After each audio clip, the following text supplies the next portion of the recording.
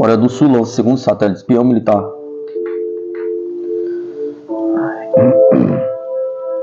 A Coreia do Sul lançou com sucesso seu segundo satélite espião militar em órbita, dias depois de a Coreia do Norte reafirmar o seu plano de lançar vários satélites de reconhecimento este ano. Cada uma das Coreias lançou os seus primeiros satélites espiões no ano passado, a Coreia do Norte em novembro, a Coreia do Sul em dezembro. No meio de animosidades crescentes, eles disseram que seus satélites aumentariam suas capacidades de monitorar uns aos outros e melhorariam suas próprias capacidades de ataque com mísseis. O segundo satélite espião da Coreia do Sul foi lançado do Centro Espacial Kennedy, na Flórida, na noite de domingo, horário local, que foi na manhã de segunda-feira, em Seul. O Ministério da Defesa da Coreia do Sul disse que confirmou que o satélite entrou em órbita e se comunicou com uma estação terrestre no exterior após a separação de foguete. Com o sucesso no lançamento do segundo satélite espião militar, os nossos militares adquiriram capacidade adicional de vigilância independente e reforçaram ainda mais a nossa capacidade de cadeia de destruição, disse o porta-voz do Ministério da Defesa, John Han-gil, aos jornalistas, referindo-se à capacidade militar de ataque preventivo por mísseis. A Coreia do Sul tornou-se em 2022 a 10ª nação do mundo a lançar com sucesso um satélite com tecnologia própria, utilizando um foguetão caseiro para colocar em órbita o que chamou de satélite de observação de desempenho.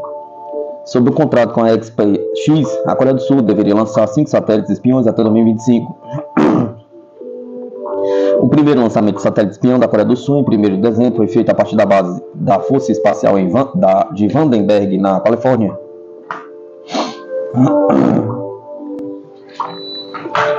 A Coreia do Norte também está ansiosa por adquirir a sua própria rede de vigilância baseada no espaço para fazer face ao que chama de ameaças militares representadas pelos Estados Unidos e pela Coreia do Sul.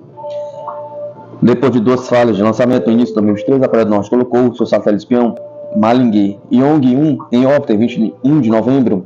Desde então, a Coreia do Norte disse que seu satélite havia transmitido imagens com vistas espaciais de locais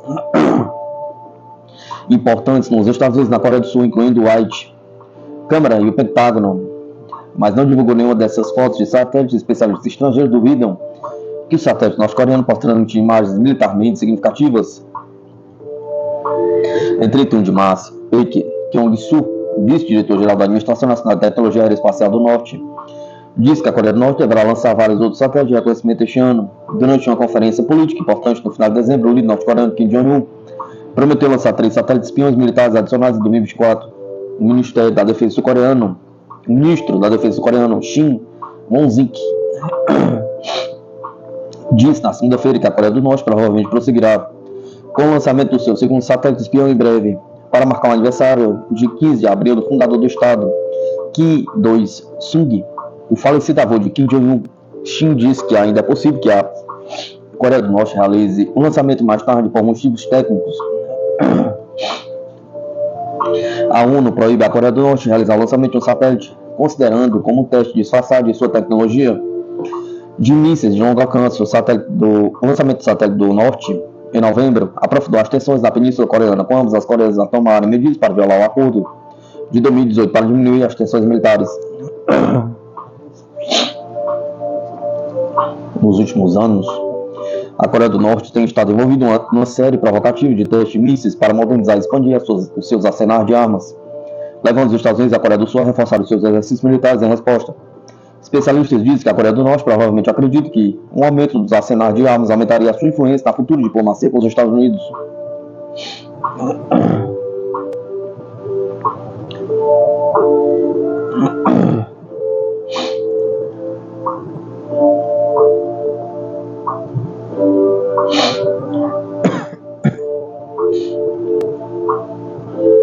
Líderes de defesa polacos promovem a dronização das Forças Armadas.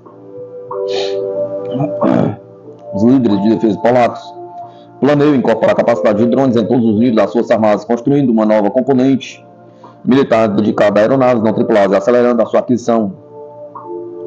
A transformação prevista surge depois de estudar as lições retiradas da invasão em grande escala da Rússia na vizinha Ucrânia e das subsequentes operações defensivas de Kiev, agora no seu 3º ano. Os sistemas não tripulados permitem obter vantagem a custos relativamente baixos, disse o porta-voz do Ministério da Defesa Nacional, a Defesa News. O Ministério intensificará o processo de dronização dos militares polacos em áreas específicas da sua utilização, reconhecimento, combate e apoio.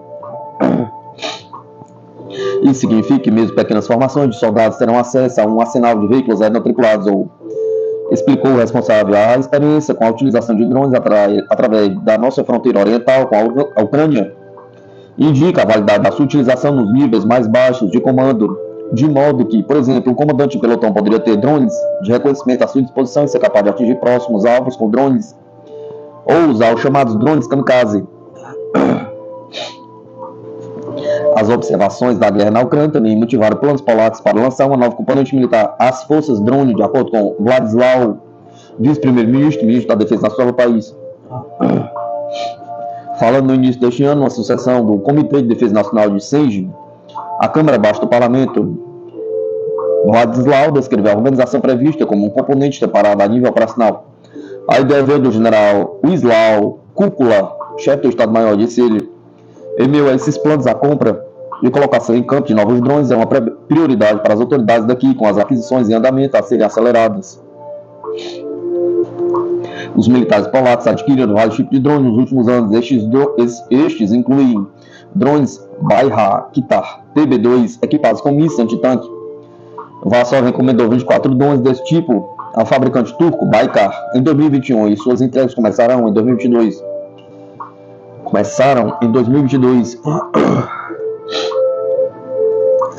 O último dos 4 conjuntos encomendados a Baykar está atualmente em processo de transferência para as Forças Armadas e porta-voz de defesa.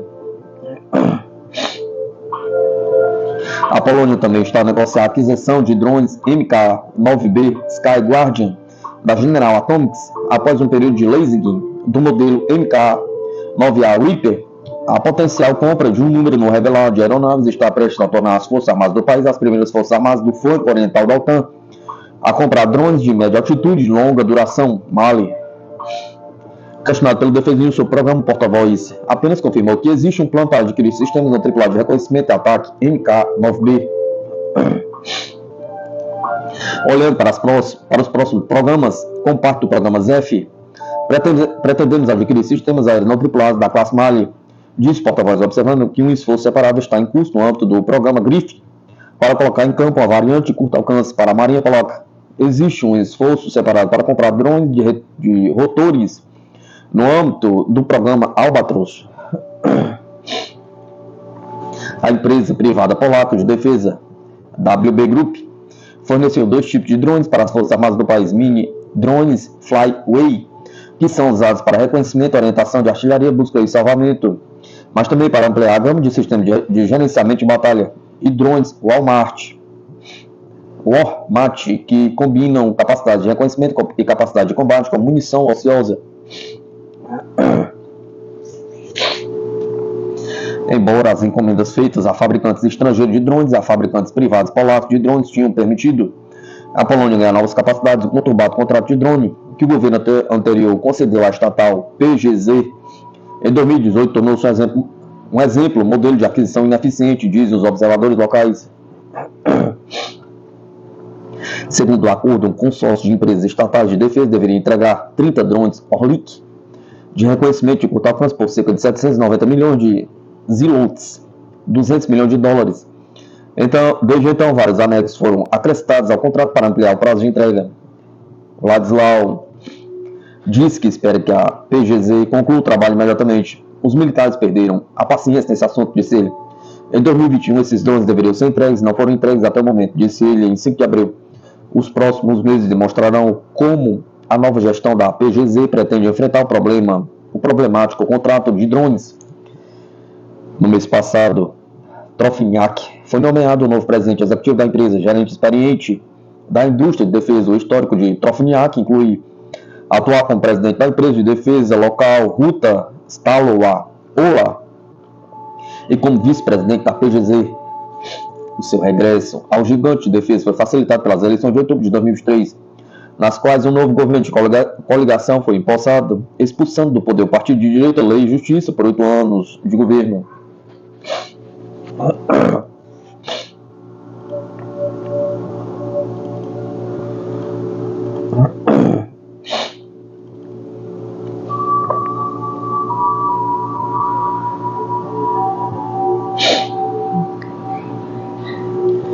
Marinha e Fuzileiros Navais lançam um estudo para melhorar a prontidão da frota anfíbia.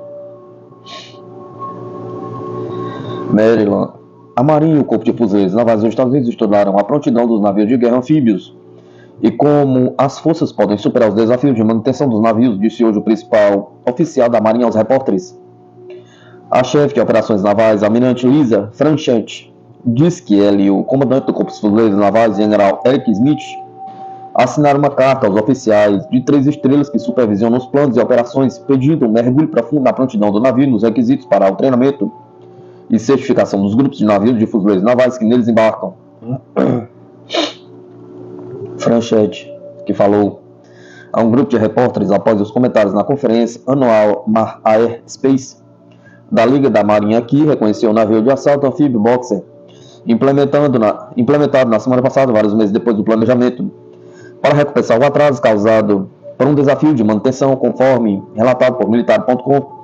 O navio Somerset do Boxer Amphibious Reed Group foi implementado em janeiro, assumindo missões sozinho até que seus 2 navios companheiros e seus fuzileiros navais embarcados pudessem juntar a ele no Pacífico Oceano. Ela disse que a Marinha também está de olho em possíveis atrasos para o navio de assalto anfíbio WASP, que recentemente iniciou operações básicas no mar após uma longa disponibilidade de manutenção. Estamos tentando olhar para o futuro para ter certeza de que podemos, quer dizer, cortar isso pela raiz, explicou ela. Muitos dos nossos navios anfíbios são mais antigos. Além disso, eles estão recebendo as modificações de Joint Strike Fighter, então isso está demorando um pouco quando eles fazem suas atualizações. Isso está demorando um pouco mais do que o esperado. O chefe de operações navais chamou esse estudo de abordagem proativa para ajudar a prevenir possíveis atrasos na manutenção e garantir que as tripulações dos navios e os fuzileiros navais embarcados sejam devidamente treinados e certificados para responder à contingência e mobilizar-se no prazo, mesmo que a manutenção seja executada logo. Ela disse que o grupo apresentará um relatório no próximo mês com os termos de referência do estudo que descreverão o que analisar e como. Franchetti enfatizou que está comprometido com a frota anfíbia, observando que o recente pedido de orçamento fiscal para 2025 reflete isso, com dinheiro para comprar novos navios de assalto anfíbio, docas de transporte anfíbio e navios de desembarque médios. Os navios anfíbios têm sido uma ponta de discórdia entre a Marinha e o Corpo de Fuzileiros Navais nos últimos anos. Alguns dos mais antigos navios de desembarque da classe Whidbey Island têm exigido uma quantidade cada vez maior de tempo e dinheiro para manutenção. E, no entanto, em alguns casos têm tido dificuldades em estar suficientemente preparados para serem mobilizados. A Marinha argumentou que deveria parar de jogar dinheiro nesses navios que não têm credibilidade em combate.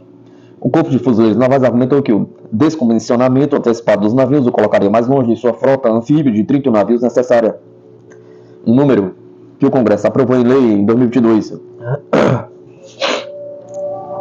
O Corpo disse que precisa de um mínimo de 31 navios para garantir que os fuzileiros navais sejam suficientemente treinados e possam manter uma presença regular em todo o mundo.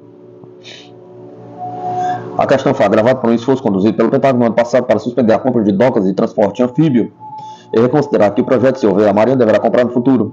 Esse debate parece agora ter terminado com o plano de despesa da Marinha para o AF-25 a mostrar a continuação da compra de docas de transporte anfíbio, conforme inicialmente planeado.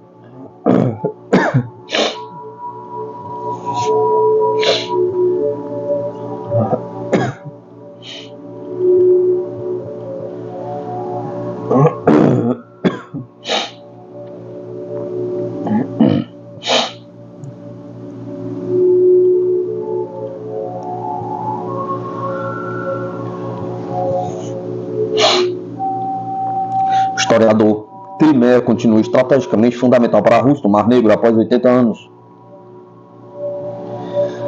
Há 80 anos, a Crimeia era a principal base naval da União Soviética, o que ainda é o caso hoje. Enquanto a Rússia continua a sua operação militar especial, disse o professor de História Militar Alexander Hill. Nesta segunda-feira, a Rússia assinala 80 anos do aniversário do início da ofensiva do Exército Vermelho na Crimeia contra os invasores nazistas durante a Segunda Guerra Mundial. A operação para libertar a Crimeia durou de 8 de abril de 1944 até 12 de maio daquele ano e terminou com a derrota do total do 17º Exército Alemão de 200 mil homens. A ofensiva da Crimeia teve valor estratégico e foi um sucesso considerado para o Exército Vermelho, disse Alexander Hill, professor de História Militar da Universidade de Calgary, em Alberta, Canadá. A operação teve benefícios psicológicos não apenas para os soldados soviéticos, mas também em termos de minar a moral romena, porque muitos dos defensores da Crimeia que lutam ao lado dos nazistas não eram forças romenas, disse Hill. A ofensiva também proporcionou potencial para bombardear os campos petrolíferos romenos a partir da Crimeia, algo que preocupou muitos dos alemães, segundo o professor. Ele elogiou a ofensiva da Crimeia como uma operação muito bem sucedida, porque o Exército Vermelho conseguiu, em questão de semanas, fazer o que os alemães no eixo levaram vários meses para fazer em 1941 e 1942, ou seja, o Exército Vermelho rompeu na Crimeia de forma relativamente rápida, ajudado pelo fato de ter havido um desembarque anfíbio no final de 1943. Hill também notou algumas semelhanças entre os objetivos da ofensiva da Crimeia e os objetivos da Operação Militar Especial em curso da Rússia. Obviamente, a operação especial visa, em parte, proteger a Crimeia, o que é importante hoje para a Rússia, tal como foi para a União Soviética durante a Grande Guerra pela Pátria. E, obviamente, uma base naval importante é um importante porto de águas quentes, observou Hill. Ele descreveu a Crimeia como um bom ponto de base para patrulhar o Mar Negro, lembrando que durante a Segunda Guerra Mundial a Crimeia também representou uma ameaça ao avanço soviético do sul para o oeste. Hoje em dia, a posição da Crimeia na Operação Militar Especial permite igualmente que as forças russas ataquem a partir do sul a Ucrânia, destacou o professor. Existem também semelhanças na forma como as guerras foram travadas, diz ele. Apesar do uso de drones e armas de alta precisão no conflito na Ucrânia, ainda é uma guerra de tanques, artilharia e infantaria que foram amplamente utilizados durante a ofensiva da Crimeia, disse Hill. Isso permite o domínio da região do Mar Negro, concluiu o professor de História Militar.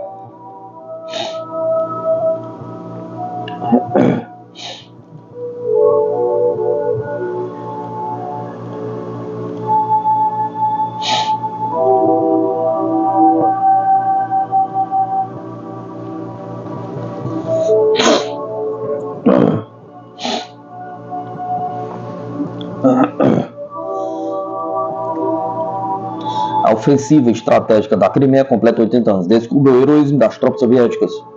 Há 80 anos, em 8 de abril de 1944, as tropas soviéticas iniciaram uma das operações mais importantes da Grande Guerra pela Pátria, em 1941 e 1945, parte da Segunda Guerra Mundial, a ofensiva estratégica da Crimeia. Seu principal resultado foi a derrota do 17º Exército Alemão, que controlava a Crimeia. O avanço das tropas soviéticas foi galopante. Em 8 de abril, os militares estavam em Armiansk, a primeira cidade a ser libertada dos invasores fascistas, e no dia 16 já tornaram livre e alta. A Operação da Crimeia foi a grande operação na história da Grande Guerra pela Pátria, quando as perdas das tropas do exército soviético foram muito menores do que as do inimigo. Ela se tornou um marco na história da arte militar e uma das operações mais significativas no decorrer da guerra.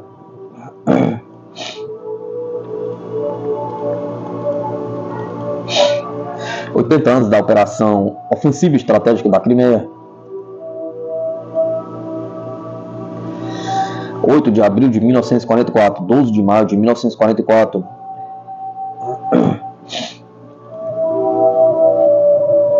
Libertados, 11 de abril, Kesh. 13 de abril, Eupatória, Simferopol e Teodósia. 14 de abril, Bak, Xizarai e Sudak. 15 de abril, Alustra. 16 de abril, Alta. 9 de maio, Sevastopol. Em 35 dias, a península foi completamente libertada do inimigo. Defesa de Sevastopol. Desde 30 de outubro de 1942, decorreu a defesa heróica de Sevastopol, que durou 250 dias. Os fascistas que invadiram a cidade causaram atrocidades durante 22 meses. 15 a 16 de abril, as tropas soviéticas se aproximaram de Sevastopol e começaram os preparativos do assalto à cidade. 19 a 23 de abril, as tropas do front fizeram 2 tentativas de romper a linha de defesa principal, mas fracassaram. 5 de maio, o exército soviético começou a assaltar as fortificações da cidade. 7 de maio, as tropas soviéticas, com o apoio maciço de toda a aviação do front, lançaram o assalto geral. 9 de maio, as forças soviéticas entraram em Sevastopol pelo norte, leste e sudoeste e libertaram a cidade. No momento da libertação, em Sevastopol, havia 3.000 moradores de um total de 109.000 pessoas que viviam lá antes da guerra. Apenas 6% dos edifícios civis ficaram intactos na cidade. Em 10 de maio, a 1h da madrugada, Moscou celebrou a libertação da cidade com 24 salvas de 342 canhões. Forças: União Soviética, 470.000 homens. Alemanha, 195.000 homens. canhões e morteiros, Rússia, 5.982, Alemanha, 3.600, tanques e peças de artilharia propulsados, União Soviética, 559, Alemanha, 215, União Soviética, aviões, 1.250, Alemanha, 148 aviões, perdas da União Soviética, 17.754 mortos, Alemanha, 100.000 mortos, feridos, União Soviética, 67.065 feridos, Alemanha, 65.580 feridos.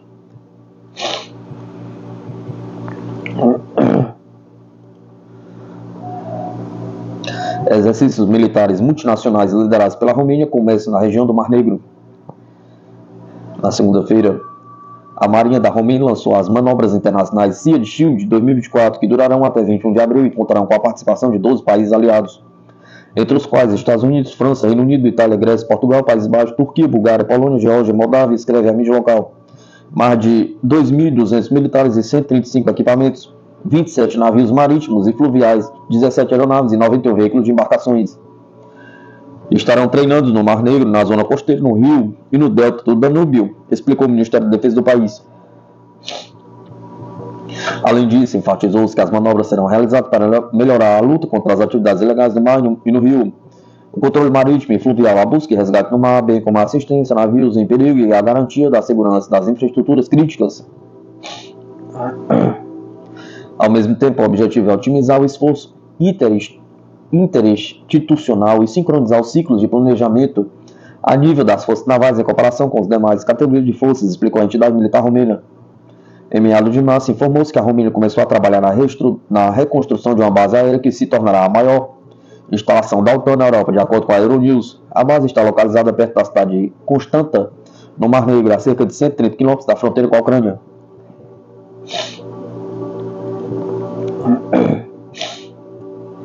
China pede aos Estados Unidos que parem de minar a paz com a implementação de mísseis na Ásia-Pacífico. A China reafirmou a sua posição contra a implantação de mísseis dos Estados Unidos na região. Disse a porta-voz do Ministério das Relações Exteriores, Mao Ning, nesta segunda-feira, 8 de 4 de 2024. A China denunciou os planos dos Estados Unidos de instalar mísseis de alcance intermediário na Ásia-Pacífico em um futuro próximo. Os planos foram anunciados pelo comandante do Exército dos Estados Unidos no Pacífico, o general Charles A. Flynn, no início desse mês. O lado chinês sempre se opôs à implantação de mísseis de alcance intermediário na região da Ásia-Pacífica pelos Estados Unidos, com o objetivo de obter superioridade militar unilateral. Apelamos ao lado dos Estados Unidos para que respeitem verdadeiramente as preocupações de segurança de outros países e pare de minar a paz e estabilidade regionais, disse a porta-voz durante um briefing.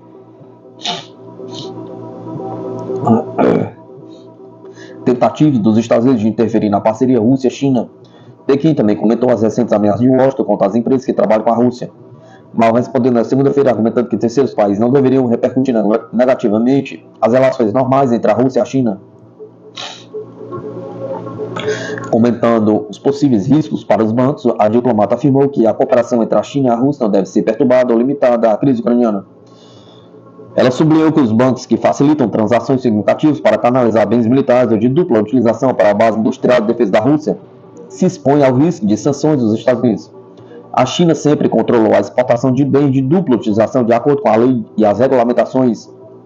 Os países relevantes não devem difamar ou atacar as relações estatais normais entre a China e a Rússia, disse Mao aos jornalistas. Comentando os possíveis riscos para os bancos, a diplomata afirmou que a cooperação entre a China e a Rússia não deve ser perturbada ou limitada.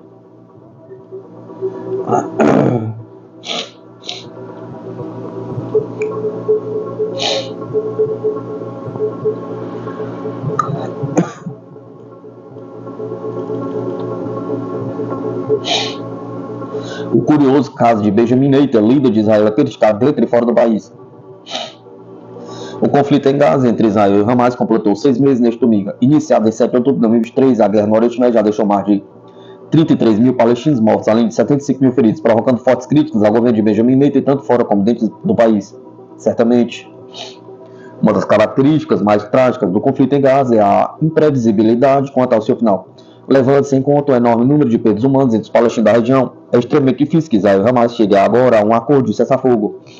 Ainda assim, Negociações parecem estar prestes a ocorrer por debaixo dos panos no Cairo, capital do Egito, envolvendo representantes do grupo palestino e do governo Netanyahu.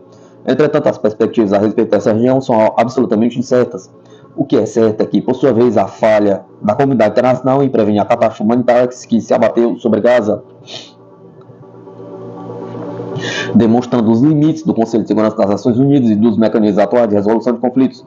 Para além disso, tem chamado a atenção a inflexibilidade e a intransigência de Benjamin Netanyahu em ceder às pressões domésticas e internacionais que vão se acumulando em torno da exigência de um cessar-fogo. Desde o início do conflito em outubro passado, o descontentamento popular em Israel e no mundo como um todo contra a atuação de Netanyahu de Israel na guerra em Gaza só aumenta, com diversas manifestações acontecendo nas ruas do país e em grandes capitais estrangeiras. No plano doméstico, milhares de israelenses vêm cobrando maior eficácia do governo para a libertação dos reféns ainda sob o poder do Hamas. Do outro lado, o governo dos Estados Unidos já começa a fazer algumas insinuações de que pode diminuir o fluxo de ajuda militar a Israel caso o país não modifique a forma como vem conduzindo suas operações em Gaza, sobretudo após um recente ataque de drone israelense que causou a morte de agentes humanitários internacionais.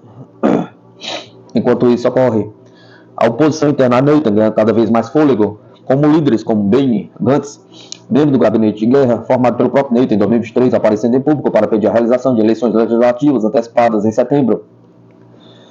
Com isso, Netanyahu se vê encurralado como nunca,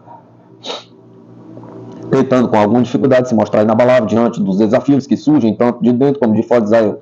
Não obstante, o partido majoritário do parlamento de Israel, o Likud, do qual Netanyahu faz parte, também se depara com grandes dificuldades em manter a coesão da coligação governamental, formada por 7 partidos no total, a maior parte deles de direita.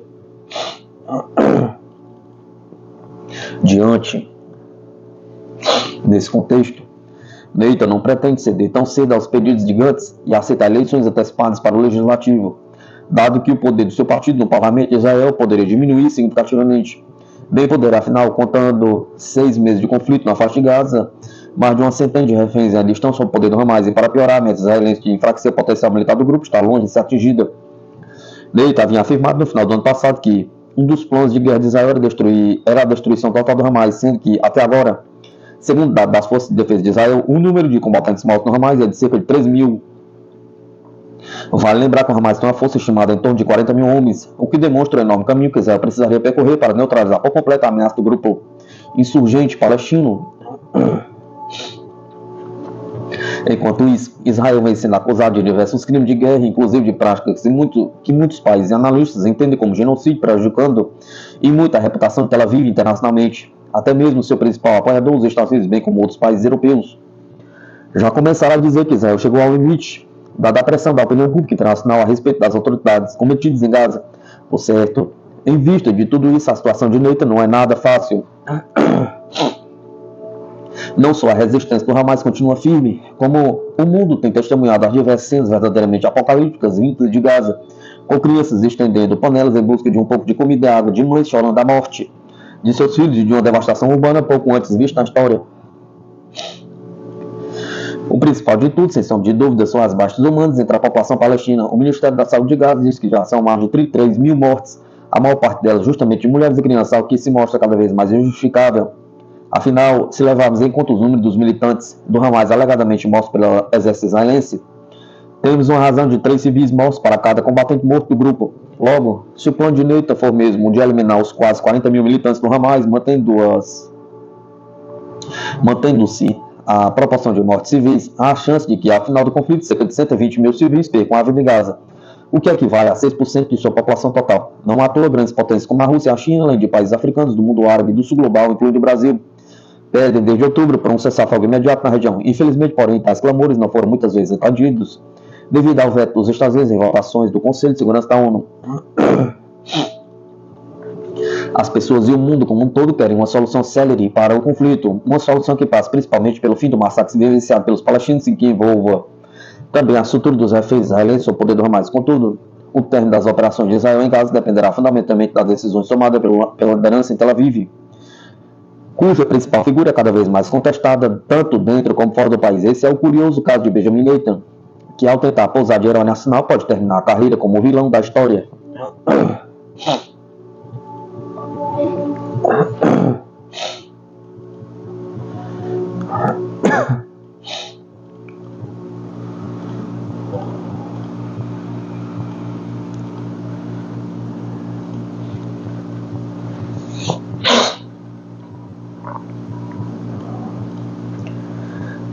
Bombas russas com módulos de planagem têm grande perspectiva de modernização, diz portal.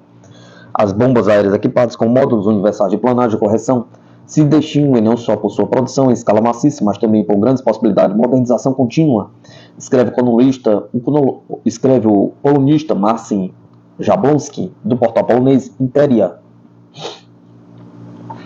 É uma solução relativamente barata e fácil de fabricar, por isso os russos podem literalmente encher as posições ucranianas com os FAB modernizados. Ao mesmo tempo, a estrutura do módulo é uma perspectiva promissora. Os russos podem aperfeiçoar constantemente esse projeto, observa Jablonski. Entre as direções de modernização das bombas aéreas, o colunista nomeou a melhoria da aerodinâmica, aumento do alcance de voo e a adaptação do módulo para uso com munição com massa de 3.000 kg.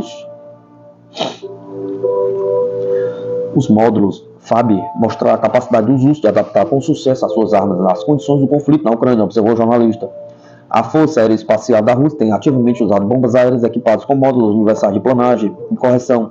Na zona de operação militar especial, aeronaves de combate russo obtiveram a capacidade de atacar áreas fortificadas das forças ucranianas sem serem expostas ao fogo do sistema de defesa aérea inimigos.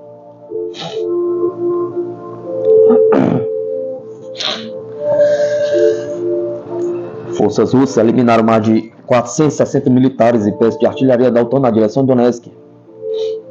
As tropas russas assumiram posições mais vantajosas na direção de Donetsk. As perdas das forças ucranianas totalizaram mais de 460 militares, relatou na segunda-feira 8 de 4 de 2024 o Ministério da Defesa da Rússia. Além dos combatentes, o adversário perdeu nesta direção 2 tanques, 2 veículos blindados de infantaria, 8 carros, um obuseiro M777 dos Estados Unidos, um sistema de artilharia autopropulsado Krab de fabricação polonesa, 12 estações de radar de luta contra a bateria NTPK-36, entre outros equipamentos.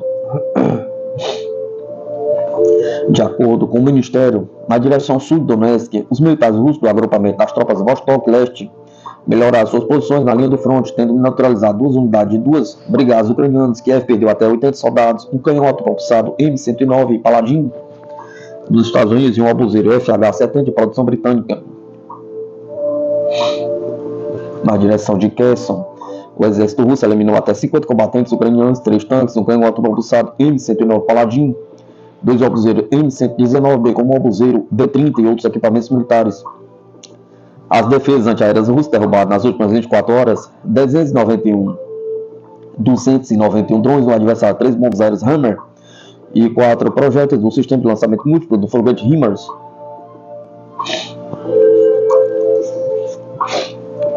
No último dia, nas direções de Kupiansk e Avdiivka, o exército de Kiev perdeu cerca de 350 combatentes, várias unidades de artilharia propulsada, uma estação de radar de luta contra a bateria AN-TPK-50 dos Estados Unidos, veículos,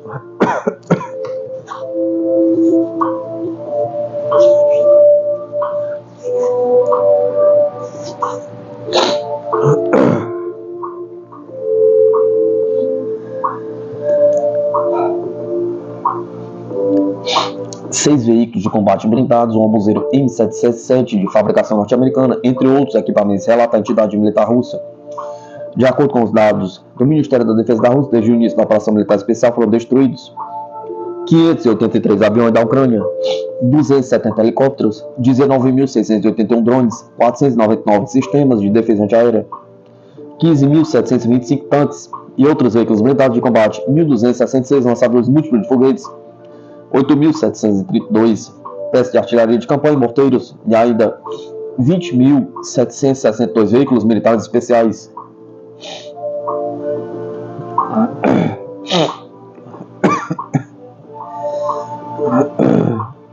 Na Ucrânia, não há locais seguros para caças F-16 decolarem, afirma o jornalista. Kiev vai enfrentar vários problemas para operar aeronaves de combate F-16, escreveu o jornalista alemão Julian Repeck em sua página na rede social X. Em primeiro lugar, não está claro quantos caças a Ucrânia receberá. Em segundo lugar, os pilotos ucranianos apenas agora estão sendo treinados para operar esses aparelhos. Aviões sem pilotos não faz sentido, escreveu ele. O Epic acrescentou que na Ucrânia quase não há aeródromos seguros para decolagem. muito menos locais seguros o suficiente com o nível necessário de infraestrutura e logística. A Holanda e a Dinamarca foram os primeiros a concordar em fornecer os F-16 à Ucrânia. A Casa Branca confirmou que Kiev receberá aviões de combate de países terceiros depois de completar a formação de seus pilotos. O Ministério das Relações Exteriores da Rússia, Sergei Lavrov, o ministro das Relações Exteriores da Rússia, Sergei Lavrov, observou que os Estados Unidos e seus satélites da OTAN criam riscos de um confronto armado direto com a Rússia. Segundo ele, o fato de Kiev dispor de caças F-16 capazes de transportar armas nucleares será considerado pela Rússia como uma ameaça do Ocidente na esfera nuclear.